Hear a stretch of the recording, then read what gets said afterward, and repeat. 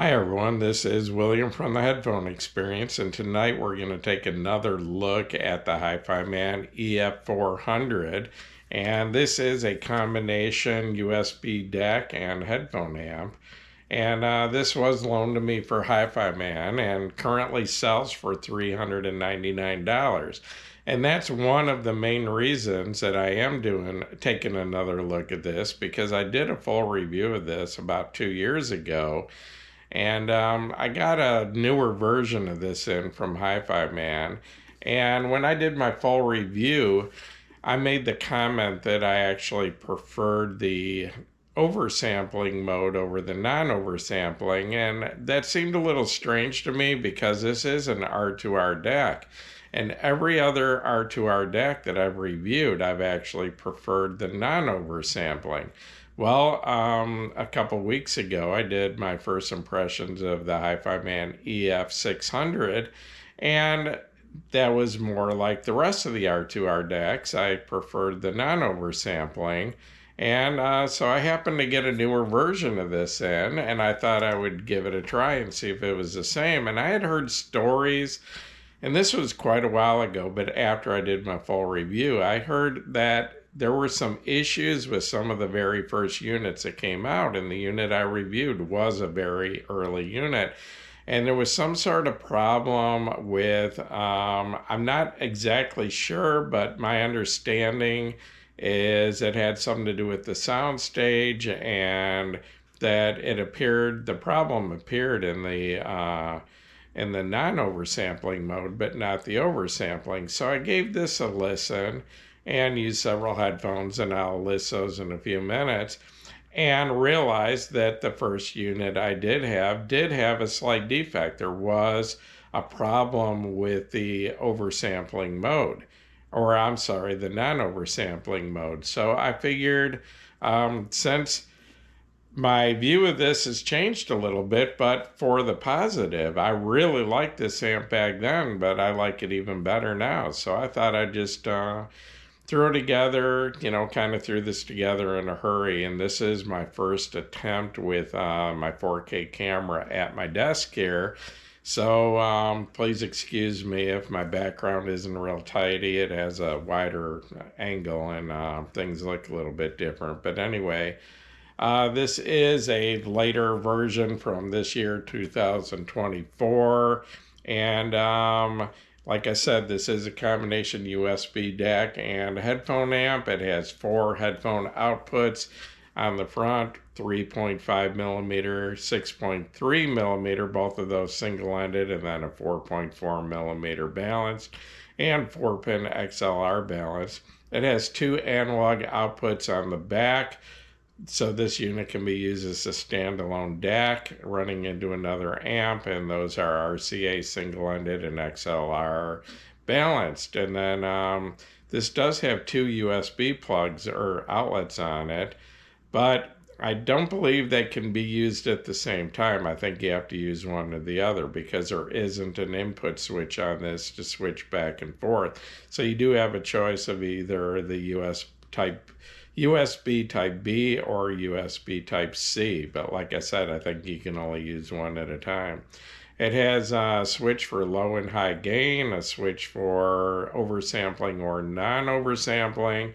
It has a power output it's rated by Hifiman at 4.4 watts per channel. I'm not positive how many ohms that's into. It's not real clear on their website, but I think it's into 36 ohms. And this unit is very heavy for its size. It's not real big, and goes 6 3/4 of a pound. So I'll give you a close-up look at it here. Here is your input selector, and you can select, you basically have 4 positions on this. You have oversampling and non-oversampling, and then high gain and low gain. So you have high gain with either oversampling or non-oversampling, and then you have low gain with high or oversampling or non-oversampling. Then you've got your volume control over here. Then you've got your 4 headphone outputs here, 3.5 millimeter, 6.3, 4.4 balanced, and XLR 4-pin balanced. So let me turn this around and give you a look at the back. You've got your power input for your AC input here. Your power switch is on the back.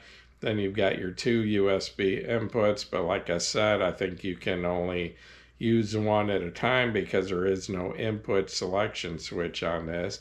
Then you've got your RCA outputs and your XLR balanced outputs to use as a standalone DAC. So before I talk about the sound of this, and I'm going to make this video kind of short because I have reviewed this before, but I wanted to update once again because of the price drop and because apparently the first unit I reviewed did have some issues, and my understanding that was very early on, the very first versions of this, and I think that problem was worked out long ago. So it's not something you need to worry about if you buy a newer one, but there might be some used ones on the market, so you might want to take that into consideration.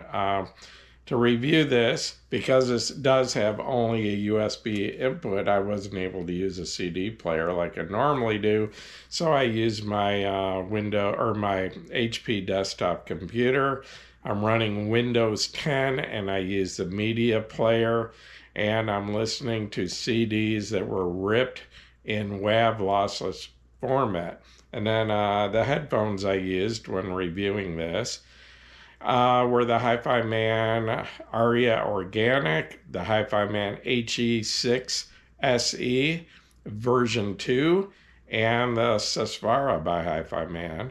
And I did use a few other headphones also that I tried with this, but those were the main ones.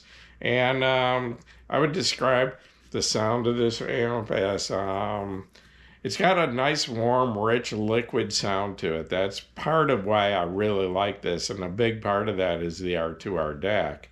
And I really do have a thing for R2R Dacs. I think they sound more natural, more, I guess organic is a word you could use. They sound a little more real to me. They do have a higher level of distortion than Delta Sigma DACs, but I don't think it's within the reach of hearing of the human ear, so I don't think that's really an issue. It's not something that's actually audible.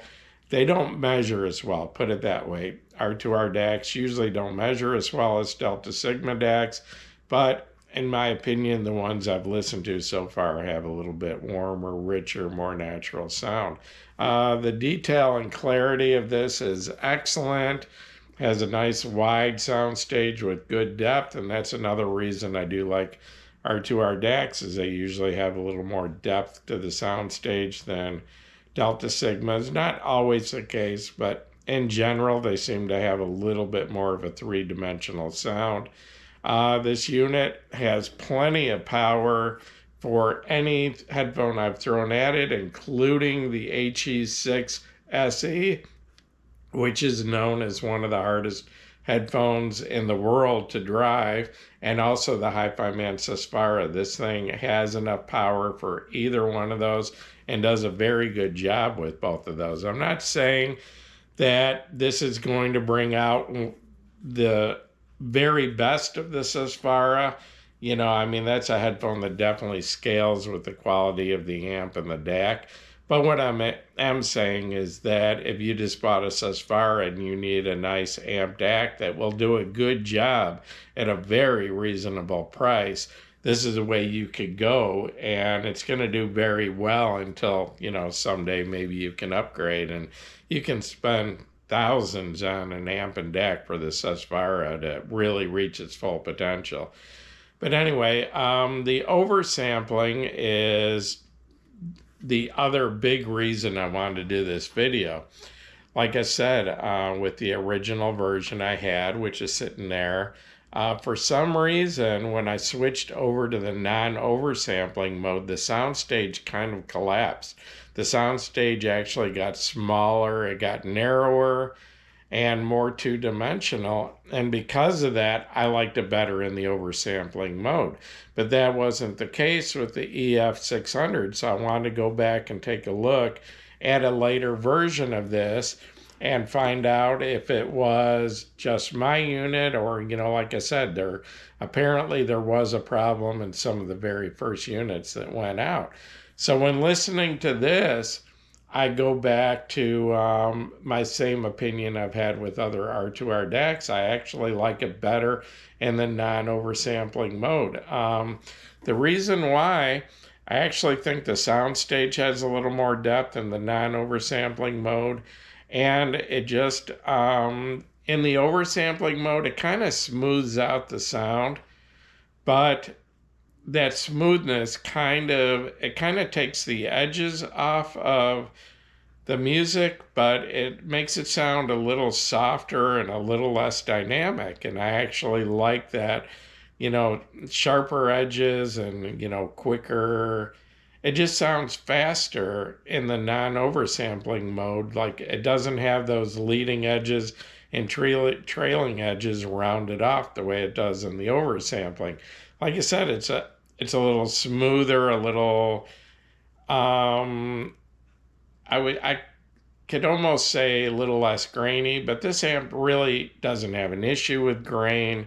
Although in some lesser recordings, I do hear a little bit of grain, but that just might be that it's a good amp and it's bringing out the grain in the recording. But anyway, now with this newer, later version of this, I do actually prefer the non-oversampling mode.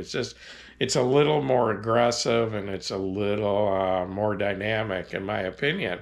So that's part of why, the main reason I want to do this video, because I don't want people going back and watching my video and saying, where I said I actually preferred the oversampling mode, and then, people think, well, is this guy crazy because it sounds better in non-oversampling to me? So I wanted to just, clarify the issue. So anyway, I did want to do a brief comparison of this to the EF600, which I am currently reviewing right now. I did my first impressions video a couple of weeks ago, and I'll try to get to my full review as soon as possible. But the EF400 is actually slightly warmer, has a slightly warmer, richer sound, especially to the mid-range than the F600.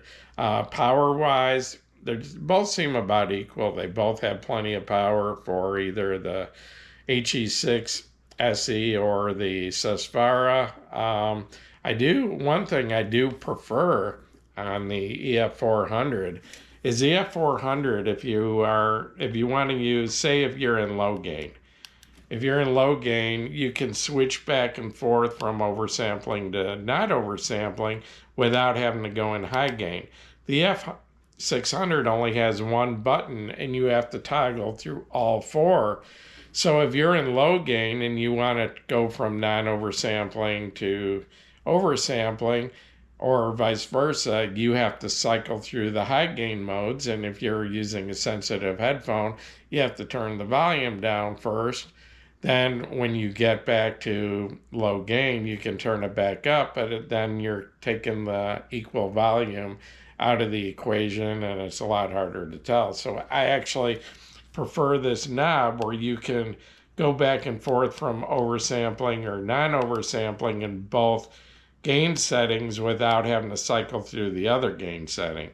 The one big advantage to the EF600, and it addresses the problem I did have with this unit only has one input, only USB. It does not have digital coax, it does not have digital optical, and it has no analog inputs. And that was a big complaint I had, and that was what held this back from winning Headphone Amp of the Year at its price 2 years ago. I still gave it, an honorable mention because it is a great amp and DAC, even at $599. But anyway, the F400 not only has USB input, but digital coax, digital optical, and 2 analog inputs, balanced and single-ended. So if that is an issue, then you definitely would want to go with the EF600, which I think is currently selling at $649, but don't quote me on that. I'm not positive. It was $699. I think it might be down to $649, but I'm not sure. So it still is quite a bit more expensive. As far as sound and power, I would put these two pretty much equal, the F400 and 600. They're really, they're a little bit different. Like I said, this is a little bit warmer. The EF600 has the Himalaya 2 deck, where this has the original Himalaya. I think it's a little bit smoother, but it sounds more kind of like the oversampling mode on this. So not really sure, but if you've already got an EF400 and you're considering upgrading to the 600, as far as sound, I really consider it kind of a sidestep. You get a little bit different sound, but I wouldn't really say it's better or worse. But if you need those inputs, the additional digital inputs and the analog inputs, then that's definitely a reason to upgrade to the F600. So anyway, bottom line, this, in my opinion, is an outstanding USB DAC and headphone amp for the price of $399. I don't think you could beat it, and this thing actually does a very respectable job of driving the HE6 and the Saspara, two of the hardest headphones to drive that you can buy. So this thing has enough power for anything, and I do like the four headphone outputs on this. The F6 only has the 4.4 millimeter balanced and the 4-pin XLR. So, no, I'm sorry, it doesn't have the 4.4 millimeter. It just has the 6.3 single-ended and the XLR. So if you've got a cable with 4.4 millimeter, you're going to need an adapter to use that one. So anyway, outstanding value for $399. The thing weighs a lot for its size. I actually like this design better than the EF600 because that one stands upright, which is cool, but it kind of limits where you can put it. You've got to have if you've got something above it, you got to have some space.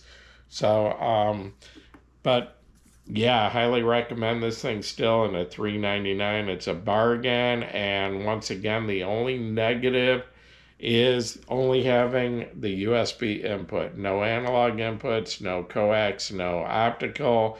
But if you can live with that, you can get a great R2R Dac and headphone amp for $399. So that's about it. I just wanted to let you know, number one, the price, and number two, I changed my mind about my feelings of the oversampling.